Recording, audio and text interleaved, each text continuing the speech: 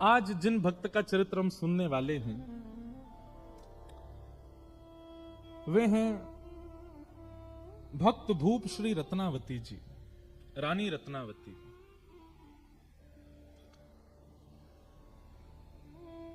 भक्त भूप, भूप मतलब राजा, और भूप शब्द किसके लिए प्रयोग होता है ये हमने आज भी बताया, कल भी बताया। जो ठाकुर जी से ज्यादा ठाकुर जी के भक्तन के भक्त हैं। दासानुदासो भवतास्म भूय, ऐसी भक्त भूप श्री रत्नावती जी।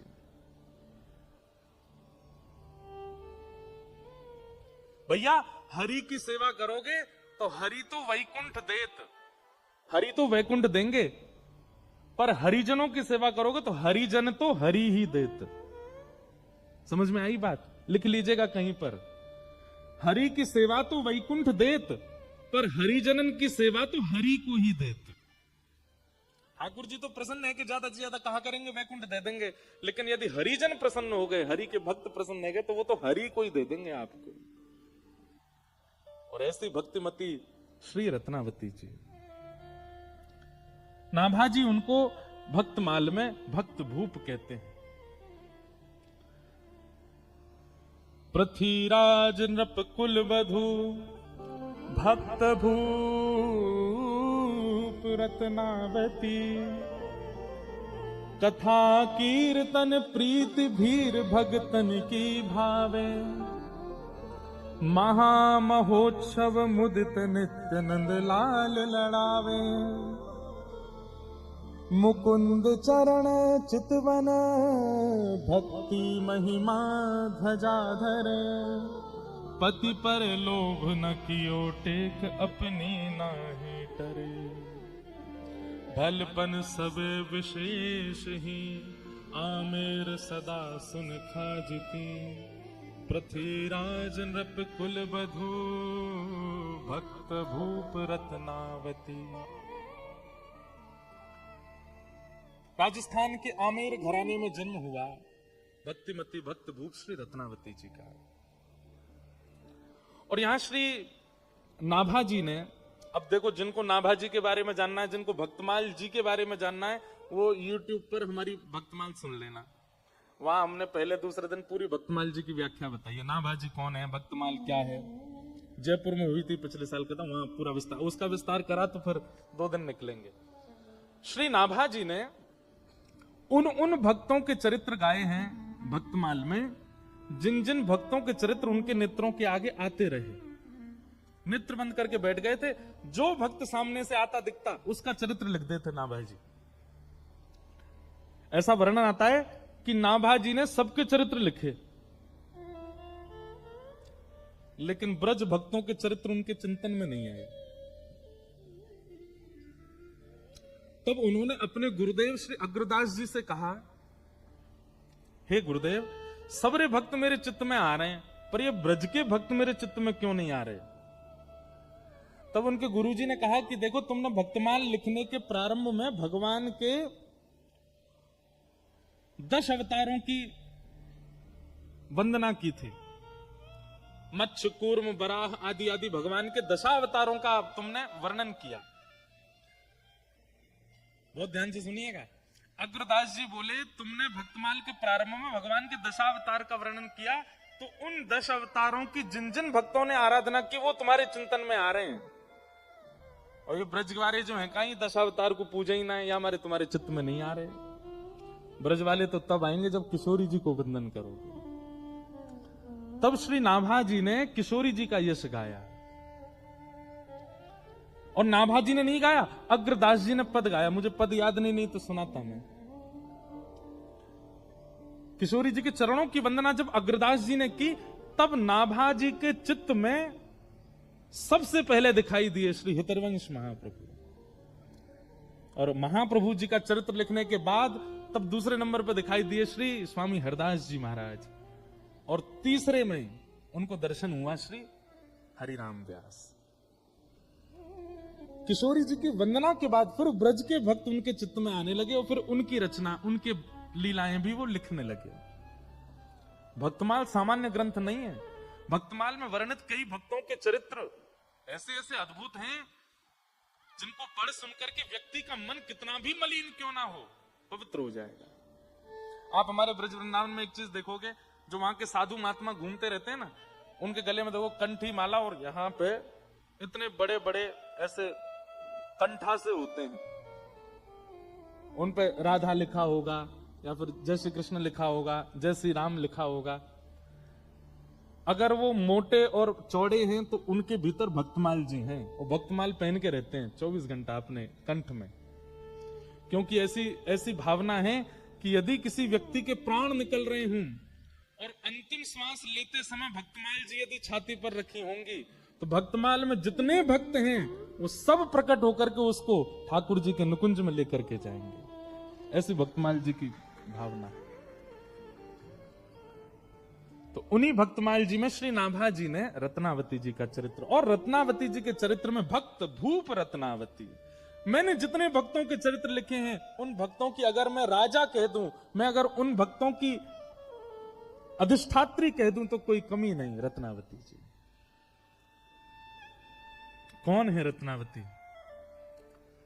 महाराज पृथ्वीराज जी की कुल वधू, आमेर के राजा पृथ्वीराज, उनकी बहू है, उनकी कुल वधू है। पृथ्वीराज जी भी पहले बहुत वामपंथी थे, बाद में ये भी वैष्णव हो गए।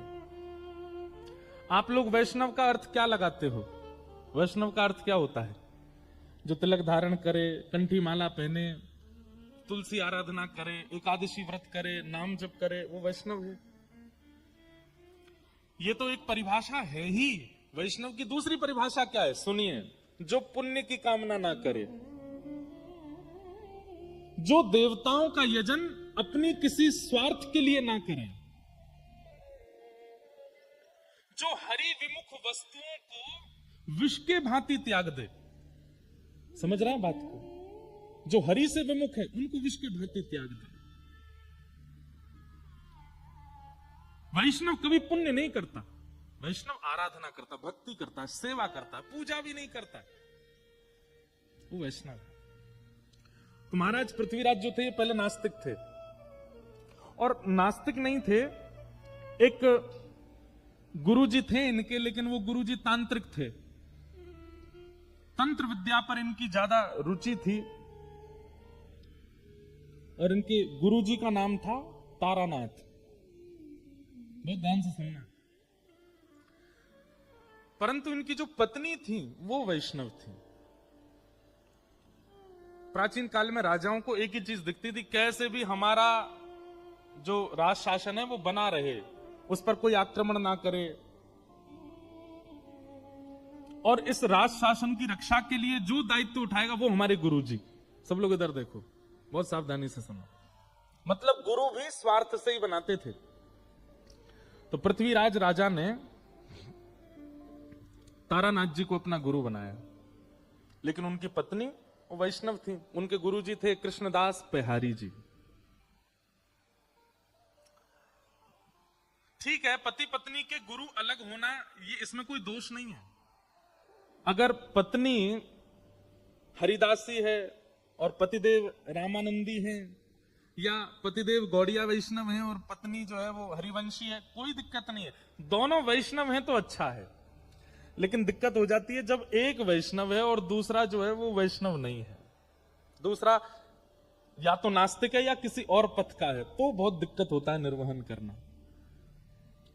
इसलिए हम निवेदन करते हैं कि भाई अभी जितने युवा हैं, अगर तुम वैष्णव हो तो भाई घर वालों से ये कह दो, पैसा वाला हो, सुंदर हो, धनवान हो, पढ़ा लिखा हो, ये सब बाद की बात, वैष्णव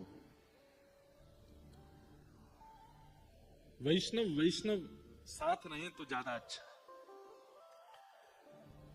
तो पत्नी तो थी वैष्णव, लेकिन श्री पृथ्वीराज जी महाराज जो थे वो तांत्रिक गुरु जी के चेला थे। कभी बलि चढ़वाते थे उनसे, कभी आधी रात बुलवा करके भिन्न भिन्न प्रकार के हवन करवाते थे, कभी कुछ करवाते कभी कुछ करवाते। पृथ्वीराज का तांत्रिक विद्या से राज शासन बचा भी हुआ था, उसको और विश्वास हो गया अपने गुरुजी में। अपने गुरुजी से रोज कहते थे, गुरुजी आप मेरे घर कभी प्रसाद पाने आओ। तो तारानाथ कहते, तुम्हारी पत्नी जो है ना वो वैष्णव है, और वैष्णवों का हाथ का खाने से हमारी जो विद्या है वो नष्ट हो जाती है, इसलिए तुम्हारे घर का भोजन मैं नहीं करूंगा। पहले अपनी पत्नी से कहो मुझसे दीक्षा लेवे, मेरी चेली बने, तब मैं आऊंगा घर पे। अब तो घर में पहले कोई विवाद नहीं था, लेकिन अब विवाद होने लगा। क्यों? पृथ्वीराज जी आते और अपनी पत्नी से रोज लड़ते, तुम्हारी वजह से गुरु जी घर नहीं आ रहे हैं, तुम वैष्णव हो, तुम ठाकुर जी की सेवा करती हो, तुम्हारे गुरु जी कृष्णदास बिहारी जी, इसलिए गुरु जी नहीं आते, तुम्हारी वजह से हमारा घर जो है गुरु जी के चरणों से नहीं अंकित हो पाया। अब पत्नी कहे मुझे आपके गुरु जी से कोई दिक्कत नहीं, आप किन्हीं को भी भजो, लेकिन अब मैं एक बार दीक्षा ग्रहण कर चुकी, मैं वैष्णव परंपरा में आ चुकी, मैं कैसे त्याग दूं?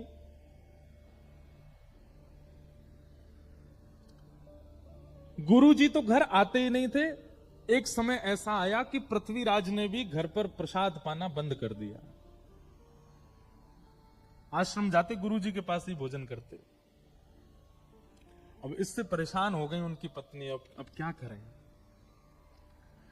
तब एक दिन कृष्णदास बिहारी जी के दर्शन करने के लिए पत्नी गई और उन्होंने जाके चरणों में निवेदन किया, गुरु जी मुझे कोई दिक्कत नहीं कि मेरे पति के गुर्दे वाला, पर उनकी वजह से घर में ये सब होता है, वो मुझे जबरदस्ती कहते हैं इनसे दीक्षा लो, आप कुछ कृपा करो। कृष्णदास बिहारी जी ने केवल इतना पूछा, तुम्हारे पति के गुर्दे वैष्णव हैं कि नहीं, ये बताओ। बोले नहीं वैष्णव तो नहीं, वो तो तंत्र विद्या करते हैं, नींबू टांग दो, मिर्ची यूं कर दो, यहाँ पे ये कर आओ, वहां पे पीछे दिया जलाओ, पीछे मुड़ के मत देखना, ऐसे ऐसे क्रिया करवाते हैं, ये वैष्णव का काम नहीं। और एक बात और बोले आपको, बुरा तो नहीं मानेंगे, आजकल हम सब लोगों का रुझान भी ऐसी जगह बहुत ज्यादा हो गया। कई लोग आते, महाराज जी हम बहुत दुखी हैं, हमारे जीवन में बहुत कष्ट है, तो हम उनसे अगर सीधे कहते नाम जप किया करो, ये महाराज जी कुछ नहीं जानते, यूं कह रहे नाम जप करो, लेकिन उनको एक बात कह दो, सुनो आगामी सोमवार से रात के 12 बजे स्नान करना। अच्छा, फिर कोरे वस्त्र पहनना जो पहले नहीं पहने हों, ठीक है, और बाल गीले ही रहने देना, सुखाना मत, कोई है नहीं ऐसे ही है, बाल गीले रहना। अच्छा ठीक है, गीले रहेंगे, शैम्पू लगाएं कि नहीं, लगा लेना। और फिर एक शुद्ध आसन लेना, उस पर बैठ जाना। अच्छा सीधे बोल दिया आसन पर बैठ के नाम जब, तो भी नहीं, आगे 2 पात्र रखना, एक पात्र में पूड़ी रखना, दूसरे पात्र में रोटी रखना, एक पात्र में अचार रखना, दूसरे पात्र, ऐसे 2-4 आइटम बता, और फिर बैठ करके हरे कृष्ण कृष्ण कृष्ण हरे हरे, हरे राम राम राम, इसकी 108 माला करना। सांचे गुरु जी हैं, बिल्कुल बिल्कुल सही बता, गीले बाल, नए वस्त्र, रात के 12 बजे, बस इसलिए नाम जप हो जाएगा। महाराज जी पूड़ियों का क्या करना है, सुबह उठ करके गैया को खवा देना, तुम्हारे सारे संकट मिट जाएंगे। बस महाराज, दीक्षा कब दे रहे हैं गुरु जी आप तो ज्यादा जानकार हैं। मतलब हमको सीधे सीधे कह दिया जाए कि नाम जप से कल्याण होगा, तो हम लोगों में विश्वास नहीं उठता। और वही बात यदि 4 जगह घुमा करके कुछ ऊटपटांग बातें बोल के कह दी जाए तो हम मान लेते हैं।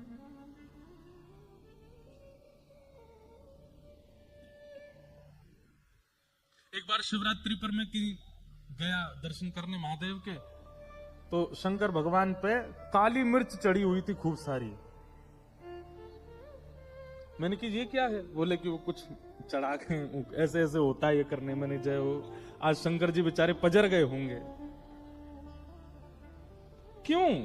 वैष्णव इन सब में इतने उसके लिए नाम सबसे बड़ा है, उसके लिए सेवा सबसे बड़ी, उसके लिए कथा सबसे बड़ी, अपना कर्म करता रहेगा।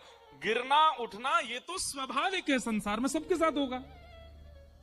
किसी एक क्रिया से आप कभी ना गिरो, ऐसा नहीं हो सकता। आज नहीं तो कल, कल नहीं। एक बात कह दें, तंत्र विद्या से हाँ जो कल होना है वो परसों पर टल जाएगा, लेकिन होगा जरूर, बच नहीं पाओगे उससे। इसलिए भैया जो आ रहा है आज ही भोग लो, काय को उसको टालो इतना दूर।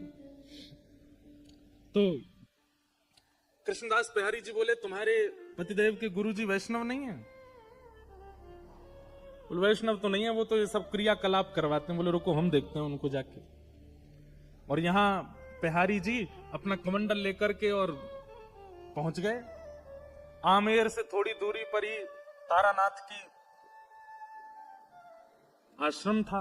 वो आश्रम के द्वार के बिल्कुल बाहर जाकर के कृष्णदास बिहारी जी बैठ गए, अपना चिमटा गाड़ दिया, धूना लगा करके वो बैठ के वहीं अपना भजन करने लगे। भीतर जाकर के किसी ने हल्ला किया, बोले बाहर द्वार पर एक महात्मा बैठ गया आकर के हवन आदि कर रहा है। तो एक तारानाथ जी ने ऊपर से देखा, तो देख करके बोले इसको हटाने का प्रयास करो, इसको यहां से हटाओ, कहीं ऐसा तो नहीं है अपने भक्ति प्रभाव से हमारी तंत्र विद्याओं को नष्ट कर रहा हो। सब लोगों ने जाकर के प्रयास किया, लेकिन कृष्णदास बिहारी जी को कोई हटा नहीं पाया। तब तारानाथ ने सोचा इनको तो मैं हटाऊंगा। तो उसने क्या किया, अपनी तंत्र विद्या से शेर का रूप धारण किया। और शेर का रूप धारण, उसको लगा ये डर के मारे भाग जाएंगे। शेर बन करके जैसे ही आया कृष्णदास बिहारी जी के पास, दहाड़ने लगा सामने खड़ा होकर के। कृष्णदास बिहारी जी बोले, हो तो तुम गधे और बन के शेर आए हो।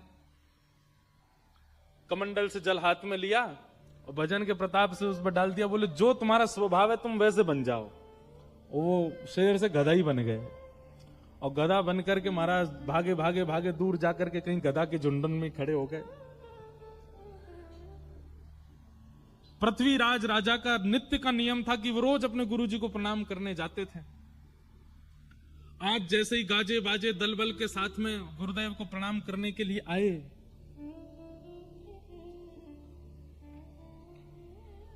तभी पृथ्वीराज राजा ने देखा कि गुरुदेव के आश्रम के द्वार पर कोई महात्मा बैठा है और मंदिर के जितने और संत थे वे सबरे हाथ जोड़ करके रो रहे हैं सामने बैठ के। पृथ्वीराज अपने घोड़े से उतरे, बोले कि क्या हुआ और ये महात्मा कौन है, गुरुजी कहां है? बोले हमारे गुरुजी शेर बन के आए थे इनको डराने के लिए, पर इन्होंने कुछ कर दिया, गुरुजी मिल नहीं रहे, पता नहीं कहां चले गए। पृथ्वीराज रोने लगा, गुरु के प्रति बड़ी निष्ठा थी उनकी। बोले भगवान मेरे गुरुदेव कहां हैं? बंधु एक बात और कहें, गुरु की परख भी कथा से होती है। हम दीक्षा नहीं देते अभी, बहुत सारे बच्चे चाहते हैं कि दें।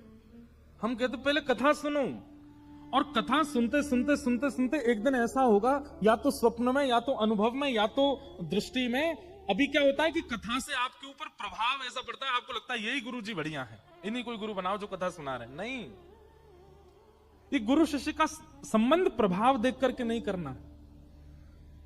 गुरुजी अपने आप आपके चित्त में प्रकट होंगे, अपने आप आपको ऐसा कुछ होगा, जिनकी दृष्टि, जिनका स्वभाव, जिनकी चाल चलन, जिनका रूप, जिनकी वाणी आपको स्थिर कर दे, और कोई भावना चित्त में प्रकट ना हो, समझ जाओ वही आपके गुरु हैं।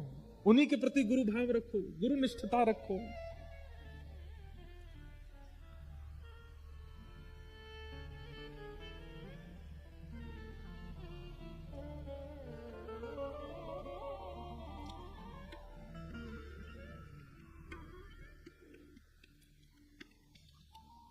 चरित्र, भगवत चरित्र और भक्त चरित्र, ये भी सामर्थ्य प्रदान करते हैं, दृष्टि प्रदान करते हैं, अनुभव प्रदान करते हैं, कौन गुरु कौन नहीं।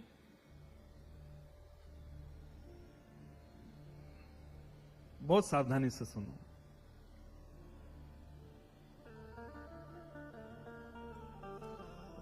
तो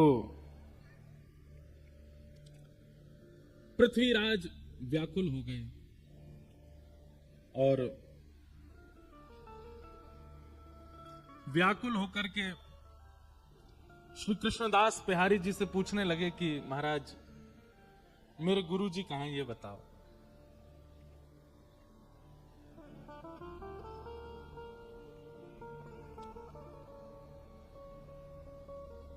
मैं निवेदन कर रहा था कि गुरु बोध भी सत्संग कराता।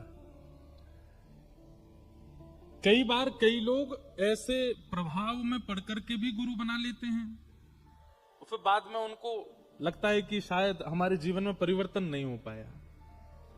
गुरु वही जो हरि सो मिलावे। गुरु वही जो भक्ति मार्ग दिखावे, गुरु वही जो वृंदा विपिन बसा दे, जो वृंदावन बसा दे, सब छुड़वा दे, तो वृंदावन ही प्रिय लगने लग जाए, वही गुरु है।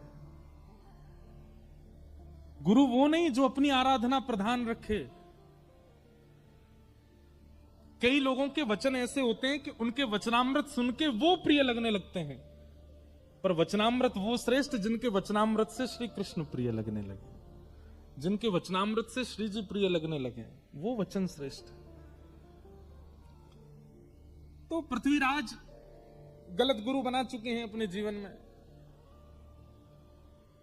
आज पेहारी जी के सामने जाकर के बोले, महाराज मेरे गुरु जी कहां हैं, मैं आपसे कुछ नहीं चाहता, अपने पूरे आमेर के किले को आपके चरणों में न्योछावर कर दूंगा, बस मेरे गुरुदेव का पता बता दीजिए वो कहां है।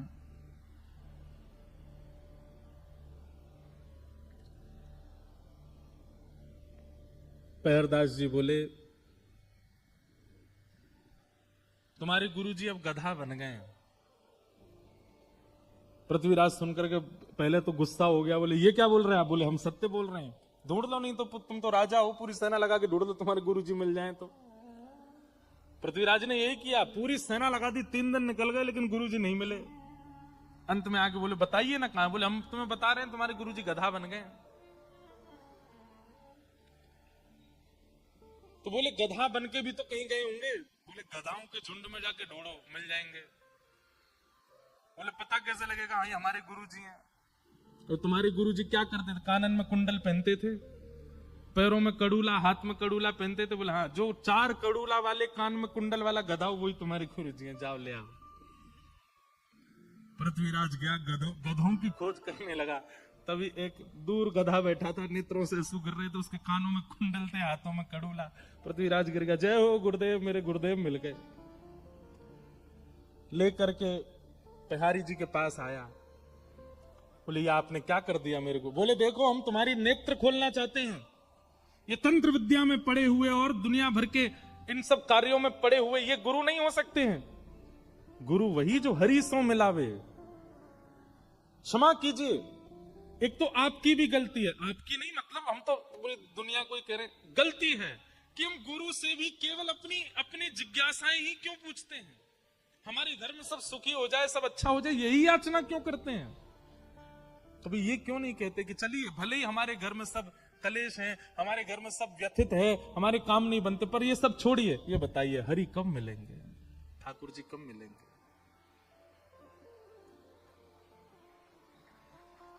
ये पूछिए।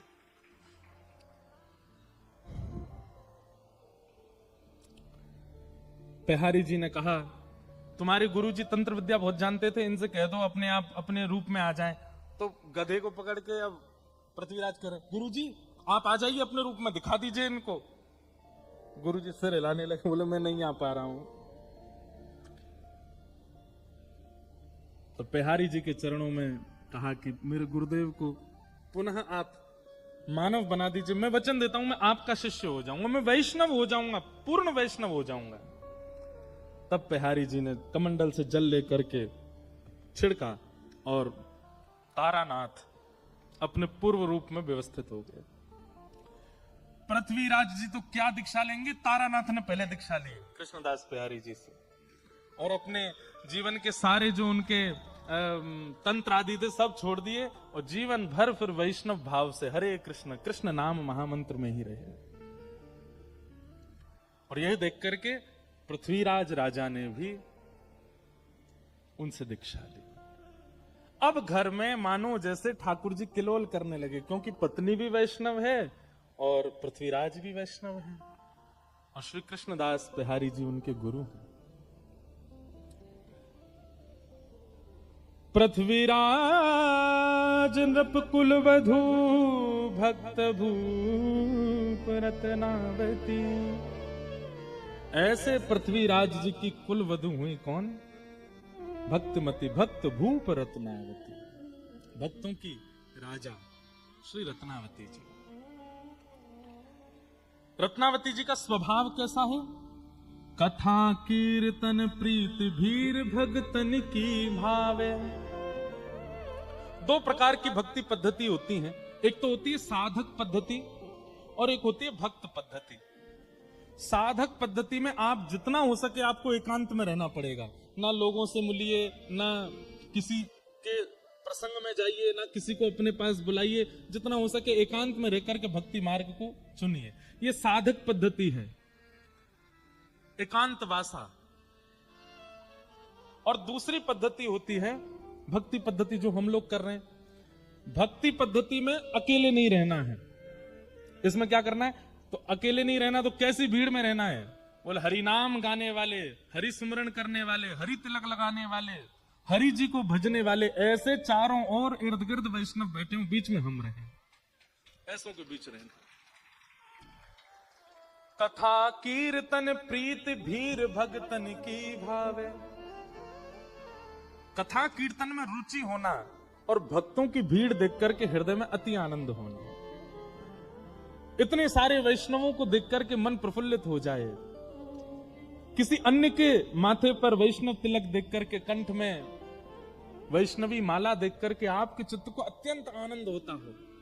हम ये बात भैया बहुत कहते हैं कथा में कि जैसे ही कपाट खुलते ही राधा रमन जी को देखते ही आपकी भुजाएं खड़ी हो जाती है, रोंगटे खड़े हो जाते हैं, मुख से नाम स्मरण प्रारंभ होता है, बोल राधा रमन लाल की।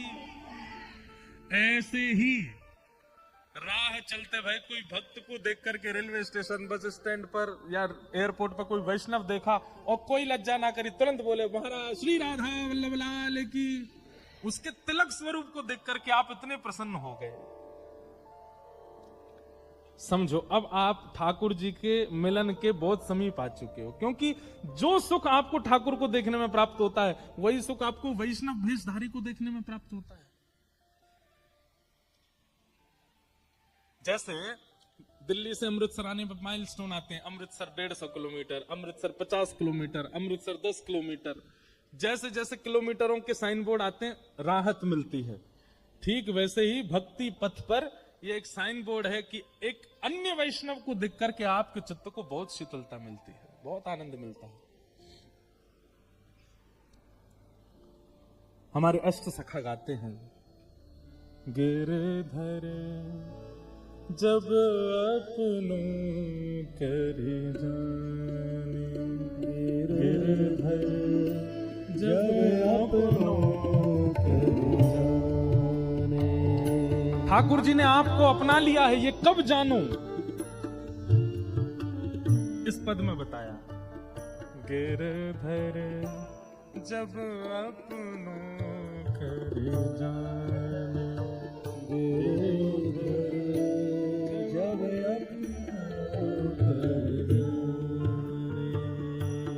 होता को मन भगतन की सेवा,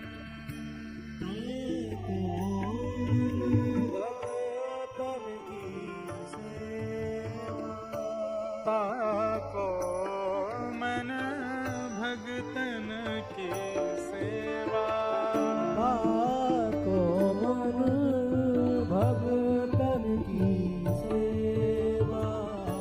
भक्त चरण रज सदा लुभाने, भक्त चरण रज सदा लुभाने, भक्त चरण रज सदा लुभाने, भक्त चरण रज सदा लुभाने। जब अपनों कर जाने, जब अपनों कर जाने,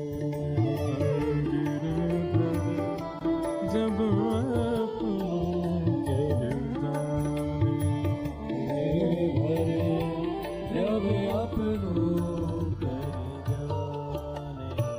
ताको मन भक्तन की सेवा।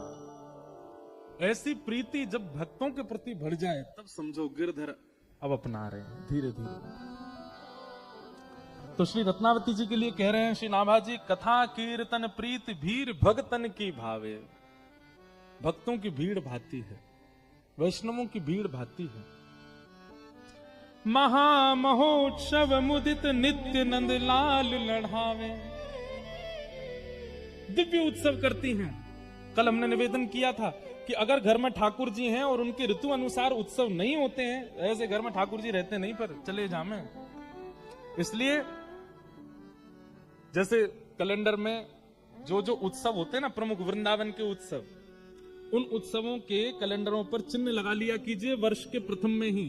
और पूरी दुनिया में आपको ब्याह में जाना, शादी में जाना, लगन में जाना, इधर जाना उधर जाना, सबसे कहते ना भैया इन तिथियों में हम नहीं आ सकते, क्योंकि इन तिथियों में हमारे ठाकुर जी का उत्सव है, हम अपने लाल जी का उत्सव करेंगे।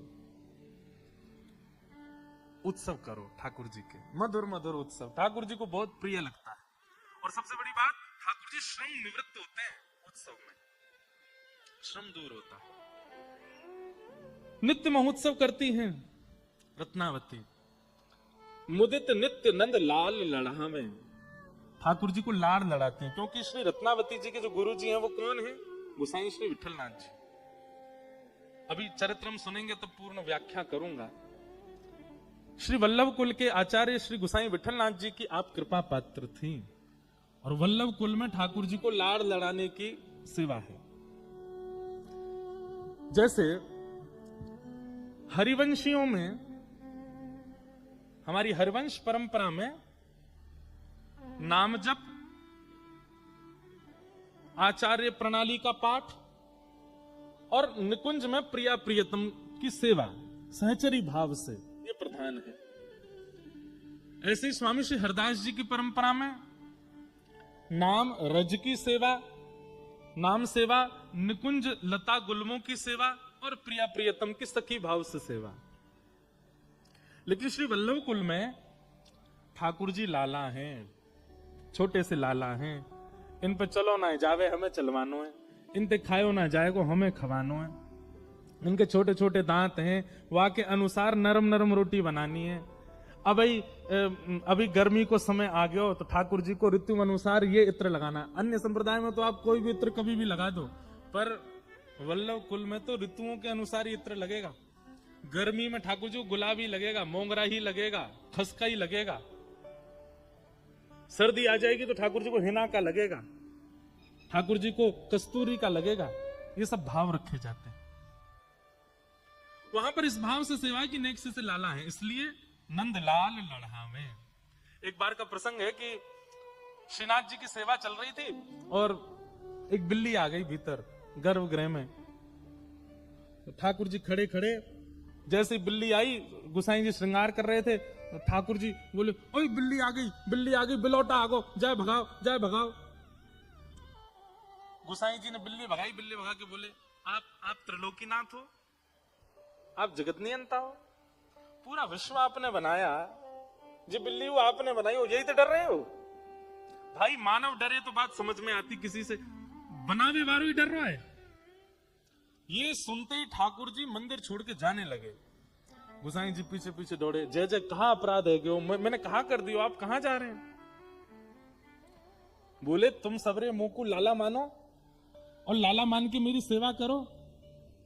और जब मुंह को लाला मानो है तो फिर लाला को तो डर भी लगे, लाला को तो रोनो भी आवे, लाला को तो भय भी लगे। लेकिन तुम परमात्मा ही मान रहे हो तो फिर परमात्मा की तरह ही सेवा करवाऊंगा अपनी। लाला मानो है तो फिर लाला मान के भजो। वल्लभ कुल में ठाकुर जी को लाला मानते हैं।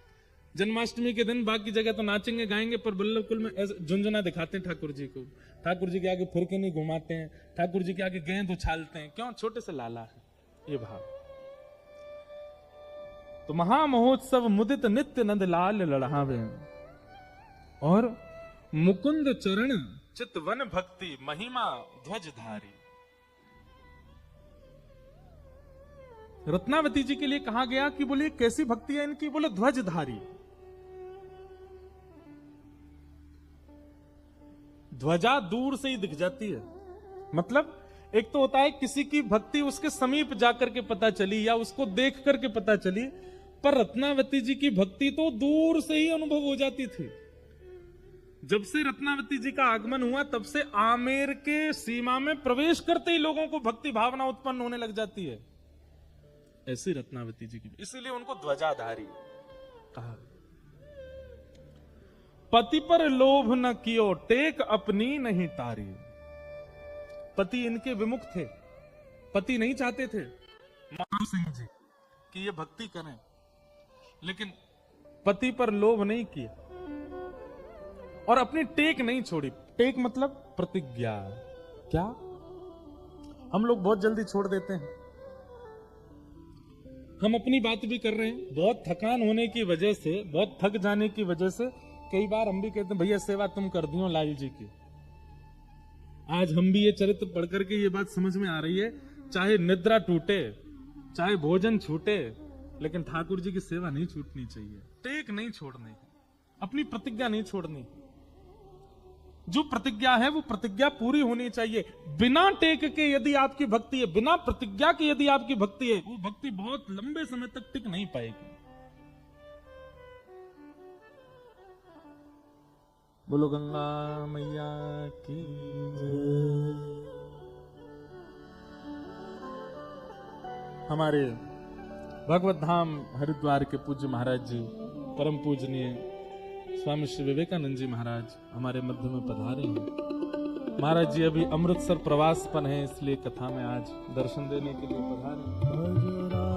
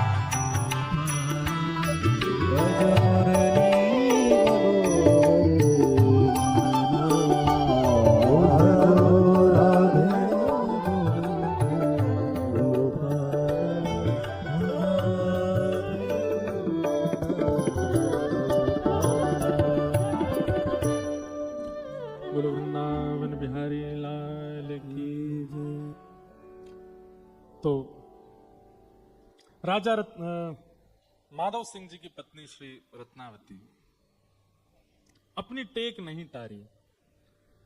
चरित्र ऐसे प्रारंभ होता है कि एक वैष्णव का संस्पर्श भी यदि जीवन में है तो ठाकुर जी उसके माध्यम से भी आपको प्राप्त कर सकते हैं। बहुत सावधानी से सुनिए सब लोग। एक पूर्ण वैष्णव भी यदि जीवन में आ जाए और उसका संस्पर्श प्राप्त हो जाए तो उसकी कृपा से भी भगवत प्राप्ति संभव है। रत्नावती जी राजकुल वधू अपनी पूर्ण मर्यादा में रहती थी, लेकिन उनकी दासी गुसाई विठलनाथ जी की शिष्या और उसके चित्त में ठाकुर जी की अनन्य भक्ति विद्यमान।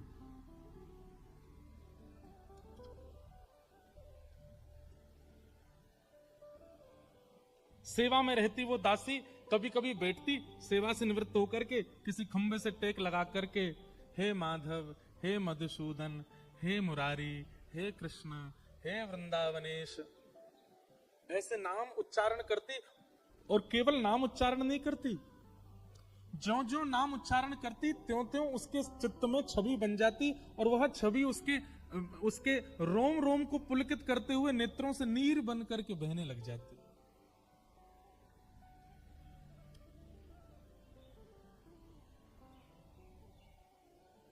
कृष्ण नाम जपते सुनो रियाली, भूली री भवन में तो बाबरी भई रे। कृष्ण नाम जपते सुनो रियाली।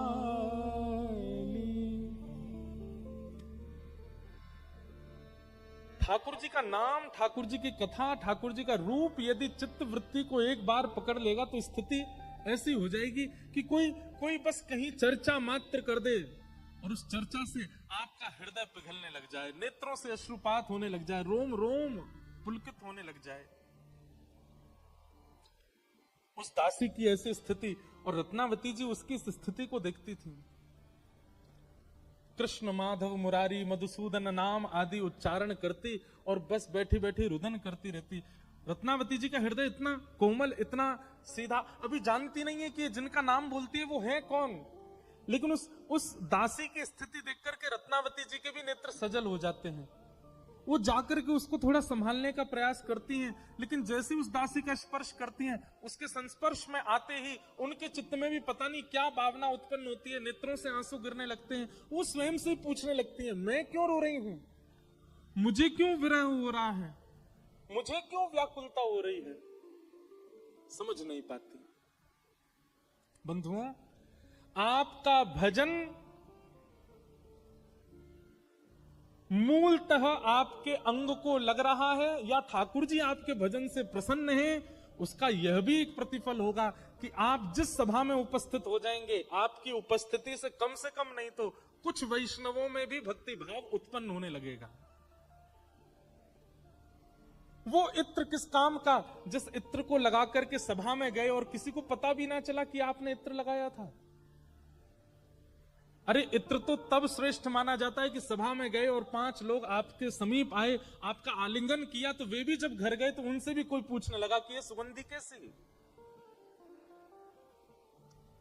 हमारा भजन हमारे वातावरण में प्रकट होने लग जाता है।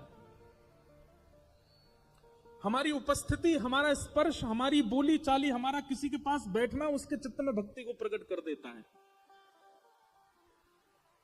आप कहेंगे कि महाराज जी उपस्थिति से ऐसा हो, ये तो संभव नहीं। अरे हम उपस्थिति की बात नहीं कर रहे हैं, आज वर्षों बाद भी, वर्षों पूर्व लिए हुए भक्तों ने जन्म, उनका नाम मात्र लेने से भक्ति प्रकट हो जाती है।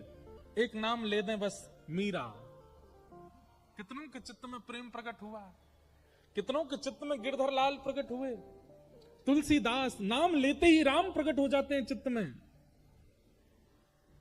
सूरदास नाम लेते ही गोपाल जी प्रकट हो जाते हैं चित्त में, प्रहलाद नाम लेते ही नृसिंह प्रकट हो जाते हैं चित्त में, ध्रुव नाम लेते ही चतुर्भुज हरि प्रकट हो जाते हैं चित्त में। अरे आप स्पर्श की बात करते हैं, हजारों वर्ष पूर्व लिए गए जन्म, उन भक्तों का नाम लेने मात्र से हरि प्रकट हो जाते हैं, स्पर्श से और उपस्थिति से कैसे नहीं होंगे। इसका मतलब हमारे भजन में ही सामर्थ्य नहीं है कि हमारी उपस्थिति से भी कोई फायदा नहीं हुआ किसी को।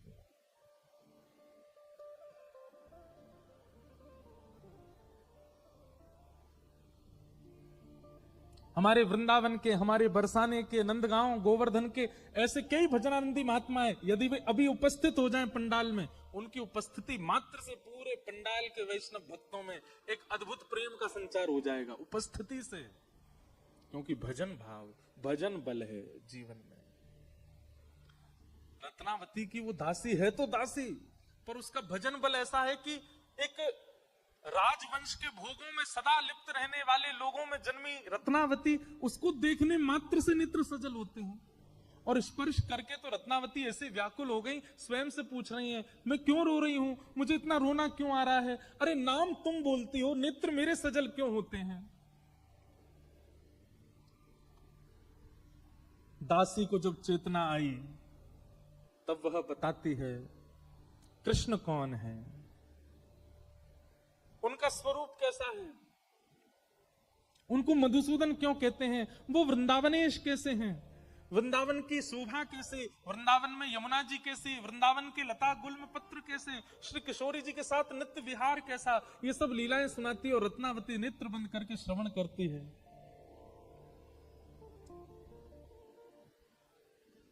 सत्संग सत्संग होता है, उसमें कोई बड़ा कोई छोटा नहीं होता है।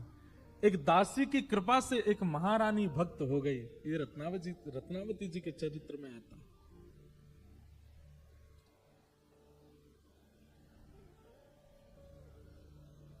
रत्नावती कहती हैं, अब ये सब प्रसंग सुनने मात्र से मेरे चित्त को शांति नहीं मिलती है, एकांत में बैठा करके और पूछती, और बताओ ना, और उनके बारे में कहो ना, और कैसे संभव हो। अब स्थिति ये हो गई है कि चरित्र सुनते सुनते सुनते अब चरित्र से चित्त में शांति नहीं बैठती है, अब तो दर्शन की अभिलाषा है।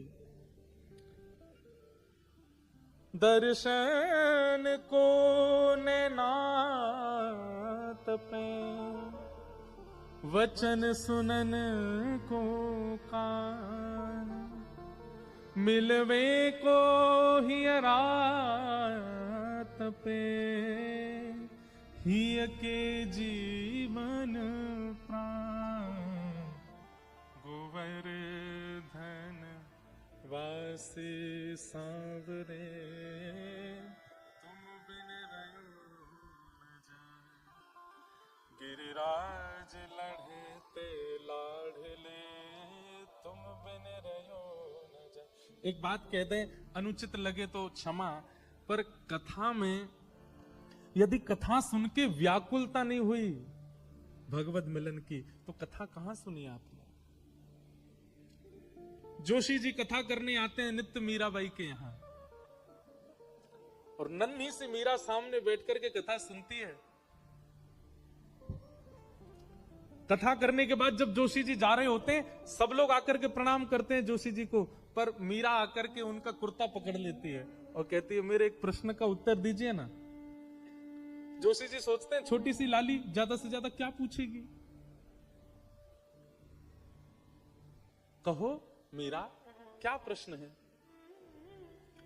नेत्र सजल हैं छोटी सी मीरा के, बड़े बड़े नेत्रों में अश्रुबिंद, और कहती है, आप जिनकी कथा सुनाते हो, आप जिनके बारे में मंच पर बैठ के बोलते हो, जिनके गुण ऐसे, कर्म ऐसे, रूप ऐसा, स्वभाव ऐसा, ये जिनके बारे में आप बोलते हो, ये मुझे कब मिलेंगे, ये मुझे कब मिलेंगे। ऐसी जिज्ञासा आज तक जोशी जी से किसी ने नहीं की है, जैसी वो छोटी सी मीरा कर रही है। और यही सत्संग का फल है कि सुनने वाले श्रोता के चित्त में वो व्याकुलता प्रकट हो कि मुझे कब मिलेंगे श्याम।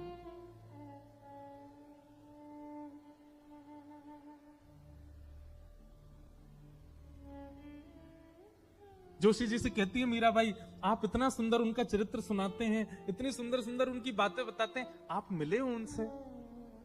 ये जो उनकी व्याकुलता है, यही भक्ति में आवश्यक है। हम व्याकुल ही नहीं है, हम चिंतित ही नहीं है मिलने के लिए, बस कथा सुनते हैं, थोड़ी चित्त को शांति मिलती है, घर चले जाते हैं।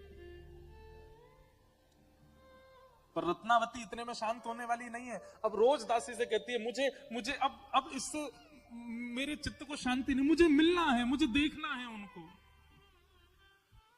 मुझे दर्शन करना है उनका। तब दासी रत्नावती जी को छुपा करके ले गई गुसाई विठलनाथ जी के पास और वहां गुरु दीक्षा ग्रहण कराई, और गुरु दीक्षा दिला करके एक नीलमणि ठाकुर जी सेवा में लेकर के आई हैं। अब तो जब से रत्नावती ने ठाकुर जी की सेवा प्रारंभ की है, पूरे दिन तो उनकी सेवा में रहती हैं, और रात्रि जैसे शयन कराती हैं ठाकुर जी को शयन कराते ही रत्नावती भी सो जाती हैं। एक क्षण भी जागती नहीं, तुरंत सो जाती हैं, और निद्रा में जाकर के स्वप्न में अपने सेवा के ठाकुर के साथ ही लीला करती हैं। उनके साथ कभी भ्रमण पे जाती हैं, कभी निकुंज में रहती हैं, कभी यमुना जल में क्रीड़ा करती हैं, कभी कोई क्रीड़ा, मतलब अब रात दिन जागृत सुसुप्ति अवस्था एक क्षण भी ठाकुर के बिना रहती नहीं है रत्नावती।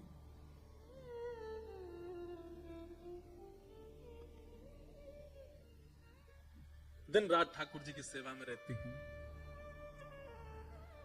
बंधुओं, मुझे आश्चर्य होता है इस चरित्र में कि एक दासी, उसके प्रति सदैव दासी का ही भाव रहता है बड़े लोगों का, लेकिन उस दासी की स्थिति और भाव देख करके एक महारानी इस भक्ति की अवस्था में पहुंच गई। आप इससे क्या समझते हैं? रत्नावती भक्त नहीं बनना चाहती है, रत्नावती भक्ति मार्ग में नहीं आना चाहती है। इतने सामान्य से प्रयास से एक महारानी भक्त बन जाती है। इसका यही रूप है। वो नहीं भक्त बनना चाहती है, ठाकुर जी उसको भक्त बनाना चाहते हैं। ठाकुर जी चाहते हैं कि ये मेरी सेविका हो, ये मेरी दासी हो।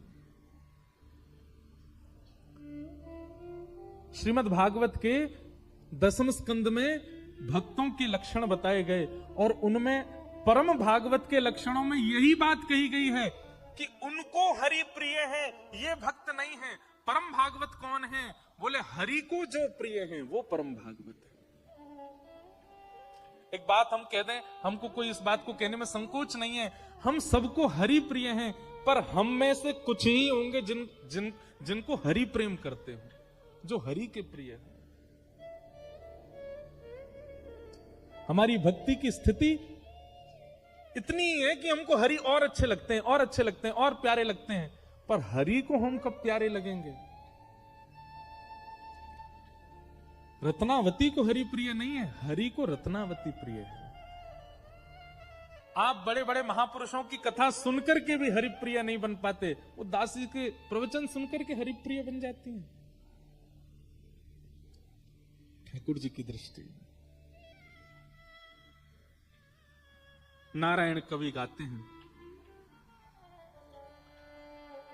श्याम दृगन की चोट बुरी री, श्याम दृगन की चोट बुरी। हम हरि को देखें ये एक बात, पर हरि हमको देखें ये विशेष बात। ये कथा इसलिए सुनी जा रही है, तिलक इसलिए लगाया जाता है, कंठी इसलिए पहनी जाती है, वैष्णव पथ पर इसलिए चला जाता है कि कभी उनकी दृष्टि हम पर पड़ जाए।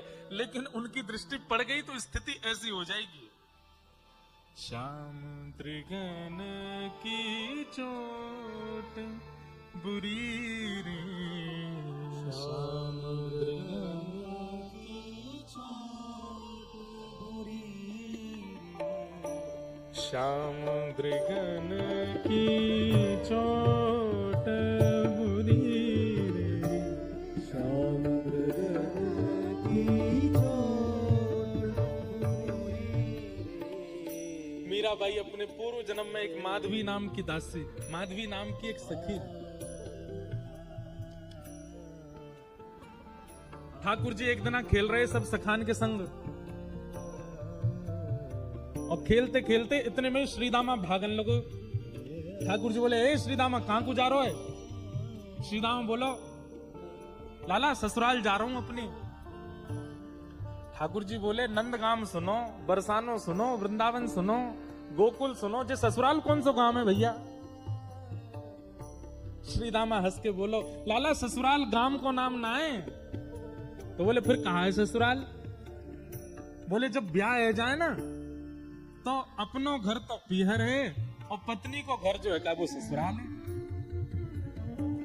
ठाकुर जी बोले, जब पत्नी कौन होवे? बोले, लाला जैसे नंद बाबा की तेरी मैया यशोदा पत्नी है, ऐसे ही मेरा ब्याह है रो, मैं पत्नी लेवे जा रहा हूं, तो पत्नी के घर को ससुराल के में। ठाकुर जी गए श्रीदामा के पास, वे श्रीदामा मेरो ससुराल कौन सो है? मेरे ससुराल को नाम बता। श्रीदाम बोलो, मुंह का पता तेरा ससुराल कौन सा? तेरी बहू जहां की होगी वो तेरा ससुराल। बोले, मेरी बहू कहां है? श्रीदाम बोलो, लाला मुंह तो मत पूछे, मैया तो जाके पूछ। ठाकुर जी तो आज पहुंच गए सुबेरे ते ही, और यशोदा मैया से जाकर के रोन लगे। मैया बोली, काय गुरो रा लाला? बोले, मैया तेने मुंह ते इतनी बड़ी बात छिपाई। मैया बोली, कहा छुपा दियो मैंने? बोले, तेने मेरी ससुराल को नाम ना बताया आज तक। मैं 3.5 बरस को बूढ़ा हो अभी तक मुंह मेरी ससुराल ना पतो, और वो श्रीदामा अपनी ससुराल गए बहु लेवे। यशोदा मैया बोली लाला तेरी संगत सुधारनी पड़ेगी, सबरे सखा तो दिन ब दिन बिगाड़ते जा रहे हैं। लाला तूने एक बड़ो है जा, तेरी ससुराल है जाएगी। ठाकुर जी बोले बड़े कैसे हूं मैं? बोले जब खुद दूध पीने लगेगो, खुद नहाने लगेगो, खुद तैयार हो जाएगो, घर के सब काम अन्य करने लगेगो तो बड़ा हो जाएगो, तेरा ब्याह करा दूंगी। महाराज वही दिना ठाकुर जी गए, अपने सबरे पुराने लत्ता कपड़ा लेकर के आए, धोने लगे उन्हें, अपने आप दूध पीने लगे, अपने आप भोजन करने लगे, अपने आप ही उठ पटांग श्रृंगार करने लगे। शाम को बोले मैया मैं बड़ो हैगो, अब ब्याह करा दे मेरो। मैया बोली वाह दिन में ही बड़ो हैगो तू। मैया तो बोले मैया देख तू बात ने मत बदले, बार बार मुंह तो कह तू ऐसा कर तो ब्याह कराऊंगी, बड़ो है जा तो ब्याह कराऊंगी। अब सब काम मैंने कर दिए, घर के सब काम काज करने लगो, मैं देख अपना श्रृंगार खुद करके आऊं, देख कैसे लग रहा हूं मैं। मैया बोली ओठ वाली चीज आंखन में लगा के आयो, आंख वाली ओठन में लगा के आयो, यो करो बड़ो हैगो मैं।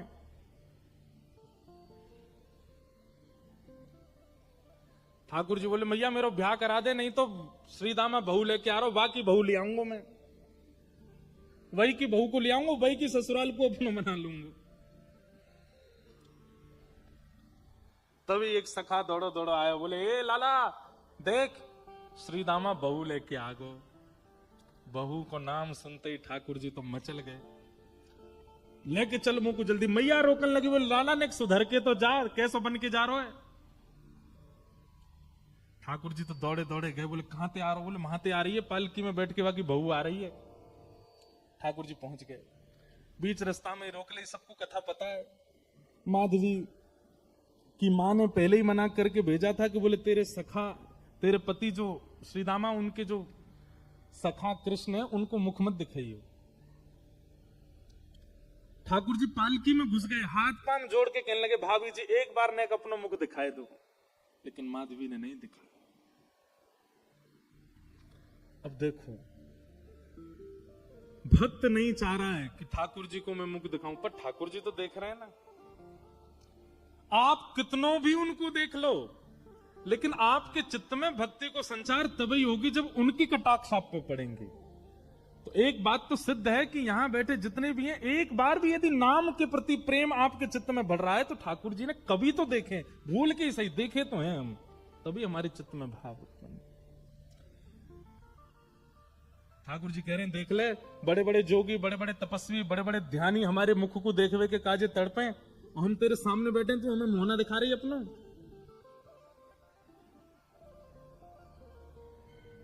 माधवी ने मुख नहीं दिखाया। ठाकुर जी बोले ठीक है, तड़पेगी मुंह को देखवे के काजे। माधवी बोली मोए ना तड़पनो, मेरे पास मेरो खसम है, वही देख लूंगी, तुम्हें काई को देख। ठाकुर जी बोले वचन दे के जा रहा हूं, तड़पेगी। जैसे छोटे से बालक कभी कभी बड़ी बड़ी बात करते हैं तो बड़े लोग उसको मजाक में लेते हैं, ऐसे माधवी ने भी मजाक में लिया, देखा ही नहीं ठाकुर जी को। लेकिन ब्रज वृंदावन में तो और कोई काम ही नहीं। या दोहने बहनने मथनो पलेपो प्रेंखे खनार भरुदितो क्षणमार जनादो। श्री शुकाचार्य जी वर्णन करते हैं वृंदावन में कैसी स्थिति है। गोपियां दोहन करती हैं तो घर घर घर जो दही की मथनी की आवाज आती है ना, उसी में ही कीर्तन करने लग जाती हैं। कृष्ण ऐसे, कृष्ण के नेत्र ऐसे, कृष्ण की नासिका ऐसी, कृष्ण के कान ऐसे, कृष्ण को मोर पिछ ऐसा, कृष्ण की पीतांबरी ऐसी, कृष्ण की भुजा ऐसी, कृष्ण के चरण ऐसे। कोई गोपी अपने घर में चौका लगा रही है और चौका में पौंछा की जो छर्र छर्र आवाज आवे, वही छर्र छर्र ध्वनि में ही कीर्तन करने लग जाए, कृष्ण ऐसे, कृष्ण ऐसे। हसितम मधुरम चलितम मधुरम वमितम मधुरम मधुराधिपते अखिलम मधुरम। इन सबकी बातें सुनकर के मीराबाई माधवी को ऐसा लगता है कि इन सब से तो मैं श्रेष्ठ हूं, कम से कम अपने पति की हूं, इन सब की तरह तो नहीं। पूरे दिन उस कृष्ण की प्रशंसा करती रहती है। सब गोपियां माधवी से कहती हैं अभी तक तेरे सामने आयो ना है और तेने अभी तक देखो ना है। अरे या प्रेम को काम भावना ते मत देखियो, 3.5 वर्ष को 4 वर्ष को है, लेकिन वाक्य प्रति एक अलग ही प्रेम प्रकट है जाए।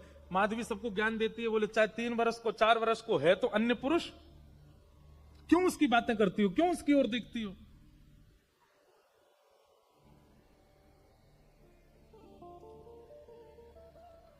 लेकिन 24 घंटे गोपियों के बीच में रहती माधवी को और कोई चर्चा ही नहीं सुनाई देती। सब केवल कृष्ण की बात करती हैं। जल भरती हैं तो, बैठती हैं तो, भोजन बनाती हैं तो, बतियाती हैं तो, श्रृंगार करती हैं तो, हर समय कृष्ण कृष्ण कृष्ण कृष्ण। माधवी ने कुछ समय अकेले रहने का भी प्रण लिया, लेकिन अकेले रह नहीं सकती, जंगल है, कहां अकेली जावे, जाना पड़ता है उसको। अब यहां देखो, माधवी चाहती नहीं है ठाकुर जी के सन्मुख आना, वो चाहती नहीं चर्चा सुनना, लेकिन ठाकुर जी चाहते हैं ना। बस यही हमारी भक्ति का भाव है, ठाकुर जी बस चाह जाए हमारे लिए। अभी वो चाहे नहीं है, अभी तो प्रयास हमारी ओर से चल रहा है। जिस दिन उनका प्रयास हो गया, उस दिन हमारी भक्ति सार्थक हो जाएगी। और वो प्रयास हमारे लिए करें, उसी के लिए सब नियम है। अब तो माधवी 24 घंटा ठाकुर जी का नाम सुनती है। एक दिन रात में सोई तो अब कानों में कृष्ण कृष्ण कृष्ण कृष्ण गूंज रहा है, तो कान बंद करती है। पता नहीं पूरे दिन इतना नाम सुनती हूं कि अब तो कानों में भी यही गूंजता है। कान बंद करके सोती है तो स्वप्न में कृष्ण ऐसे हैं। अब कृष्ण देखे नहीं है, लेकिन उसको श्याम वर्ण, पीली पीतांबरी, वंशी, मोर पिछ सब अनुभव होता है। उठ के बैठ जाती है, नेत्रों को मीटती है, क्या करूं मैं, नहीं चाहती है स्वप्न मुझे आवे।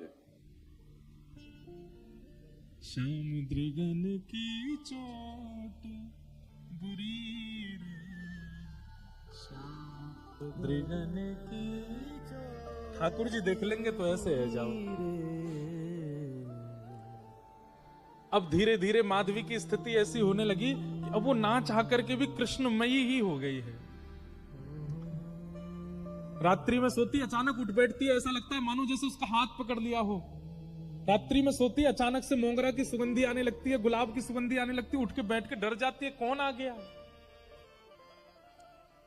अब तो स्थिति ऐसी हो गई कि आधी रात और माधवी को ऐसा लगता है कि भोर हो गई, और तुरंत उठ करके जल्दी जल्दी वस्त्र धारण करती है, मटका उठाती है और दौड़ करके जाती है। अरे विलंब है गया, इतनी देर है गई, मैं अभी तक उठी नहीं, जबकि है आधी रात।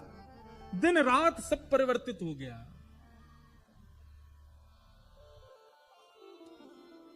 पहुंच गई यमुना तट, और यमुना तट जाकर के देखा एक भी गोपी नहीं है। तो माधवी को लगा कि मैं विलंब से आई हूं, सब शायद जल भर के चली गई हैं। जल भर के रोज जाती है माधवी, लेकिन आज पता नहीं उस पात्र में इतना भार कहां से आ गया कि स्वयं ही नहीं उठा पा रही है। इधर उधर देखने लगी, याचना करने लगी, कोई तो आवे, कोई तो उठा दे।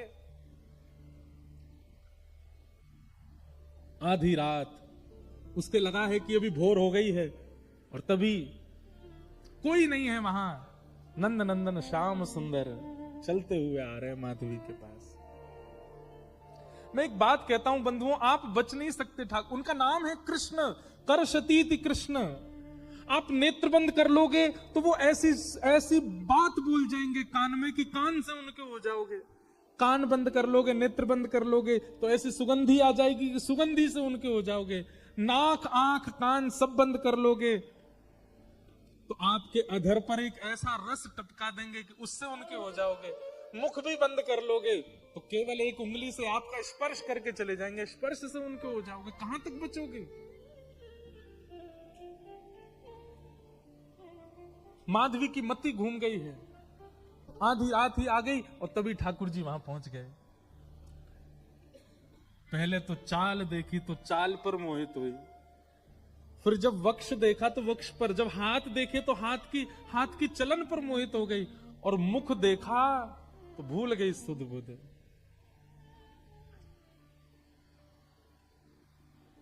ठाकुर जी आए और आकर के मंद मुस्काए के बोले, हेरी गोपी उचाए ना पा रही, चल ले मैंने एक हाथ लगाए दूं, उचाले याकू। और एक तरफ से माधवी ने मटकी पकड़ी और दूसरी तरफ से ठाकुर जी आकर के नन्हे से गोपाल जी ने जैसे ही हाथ लगाया मटकी उठने लगी। लेकिन मटकी पर नेक सहारा देते माधवी रख लेती, ऐसा नहीं। ठाकुर जी मटकी उछा के, जैसे जैसे मटकी उछ रही है वैसे वैसे ठाकुर जी लंबे होते जा रहे हैं, और बिल्कुल माधवी के नेत्रन के सामने आकर के खड़े है गए। कटाक्ष नेत्रों के सामने कोई गोपी टिक नहीं पाती और माधवी को ठाकुर जी प्रत्यक्ष देख रहे हैं, सामने खड़े हैं क्या। और वो एक क्षण के लिए जो रूप माधुरी का दर्शन हुआ, वो दर्शन देकर के ठाकुर जी खिलखिल करते हुए भाग गए वहां से। अब माधवी चाहती है कि पीछे भागे, लेकिन पैर स्तब्ध हो गए हैं। माधवी चाहती है कि चिल्लाए कि रुक जाओ, पर बोल नहीं पा रही है। माधवी चाहती है कि इधर गए मैं नेत्र घुमा करके देख लूं, पर नेत्र घूम नहीं पा रहे। पूरा शरीर मानो जैसे एक स्थूल स्तब्ध एक मूर्तिमंत की तरह खड़ा हो गया। केवल नेत्रों से अश्रु गिर रहे हैं, कुछ नहीं कर पा रही, बेसुध है माधवी।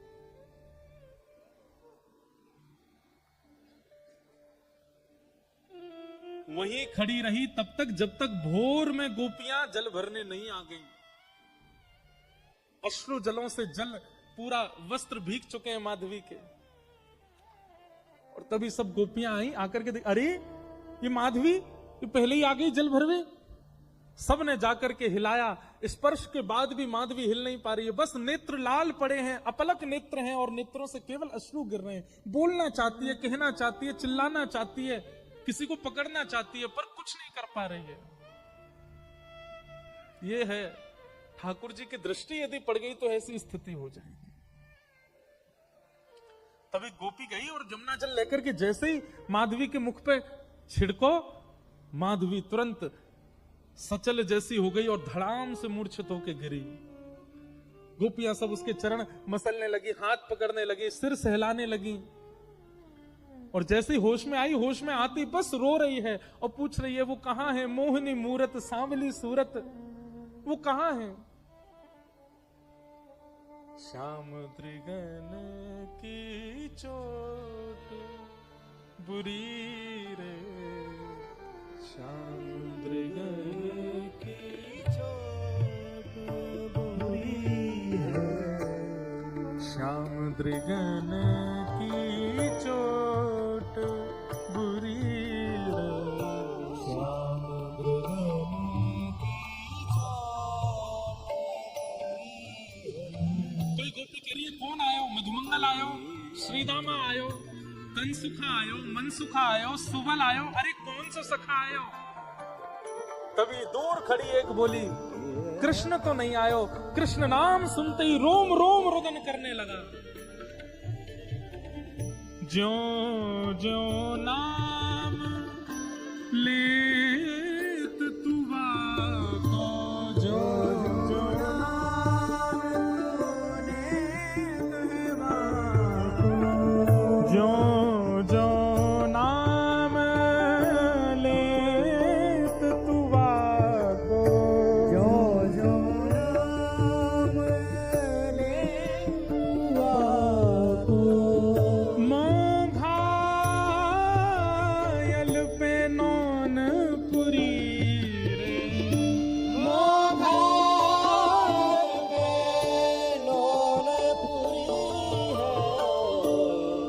चाहती है कृष्ण नाम, लेकिन जब जब कृष्ण बोल रहे हैं तो स्थिति ऐसी हो रही है जैसे मानो किसी घाव पर नमक डाला जा रहा हो और पीड़ा भर रही है। मतलब औषधि भी कृष्ण नाम है और पीड़ा भी कृष्ण नाम है।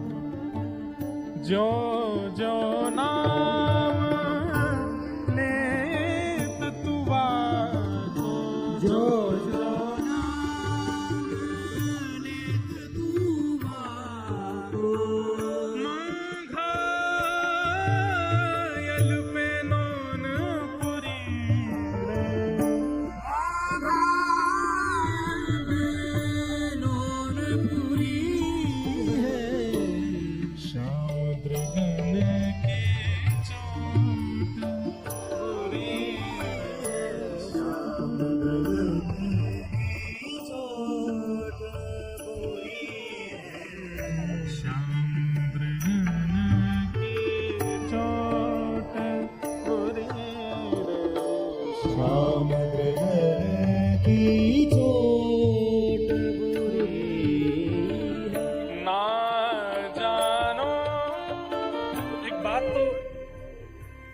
एक बात तो आज साबित हो गई है कि हम राधा रमन जी गए लेकिन दर्शन करके सही सलामत बाहर आ गए, इसका मतलब उनने देखा नहीं हमको। यदि देखा होता तो कुछ तो होता उनके सामने, कुछ तो व्याकुलता होती, कुछ तो विरह उत्पन्न होता। आज पता नहीं क्यों ऐसा लग रहा है कि शायद ठाकुर जी ने आज तक देखा नहीं तो ये स्थिति तो कभी बनी नहीं हमारी। श्याम मृगना की चोट बुरी है, श्याम मृगन की चोट बुरी है, ना जानो अब सुध बुध मोरी, ना जानो अब सुध बुध मोरी, ना जानो अब सुध बुध मोरी, ना जानो सुध बुध मोरी। कौन विपिन में जाए दूरी है, कौन विपिन में जाए दूरी है, पैर रख कहीं रही है, जा कहीं रही है। कोई पकड़ के ला, अरे माधवी कहाँ जा रही हो? बोले घर जा रही हूँ। ये घर को रास्ता नहीं है, तो वन में जा रही है, वापस जा। ना जानो सुध बुध अब मोरी, ना जानो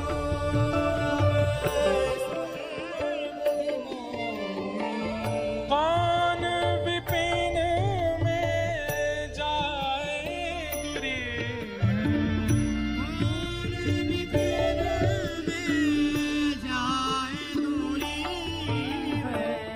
श्याम मृगन की चोट बुरी